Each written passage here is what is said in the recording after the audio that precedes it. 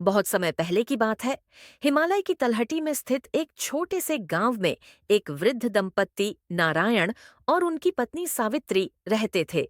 उनका एकमात्र पुत्र शंकर एक निष्ठावान और ईमानदार युवक था। शंकर अपनी शिक्षा पूरी करने के लिए शहर गया हुआ था।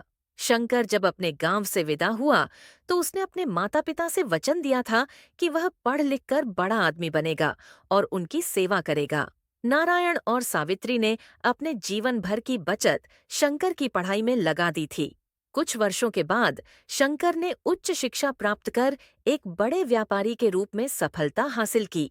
लेकिन सफलता के साथ साथ उसका जीवन भी व्यस्त हो गया। उसने अपने माता पिता से मिलने का समय निकालना कम कर दिया। नारायण और सावित्री बूढ़े हो गए थे। उनकी आंखें अपने बेटे के इंतजार में पत्थरा गई थीं। एक दिन गांव के एक वृद्ध ने शंकर को उसके माता पिता की हालत की खबर दी।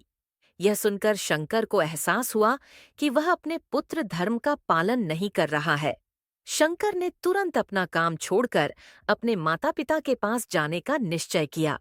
जब वह गांव पहुंचा तो उसने देखा कि उसके माता पिता कमजोर हो गए थे, लेकिन उनकी आंखों में उसे देखकर एक नई चमक आ गई। शंकर ने उनके पैर छूकर माफी मांगी और वचन दिया कि अब वह उनका पूरा ध्यान रखेगा। उस दिन से शंकर ने अपनी सारी जिम्मेदारियों को एक तरफ रखकर अपने माता पिता की सेवा की। उसने यह महसूस किया कि पुत्र धर्म का पालन करना केवल कर्तव्य नहीं, बल्कि एक सौभाग्य है। ये कहानी हमें यह सिखाती है कि माता पिता के प्रति अपने कर्तव्यों का पालन करना ही सच्चे पुत्र धर्म का पालन है।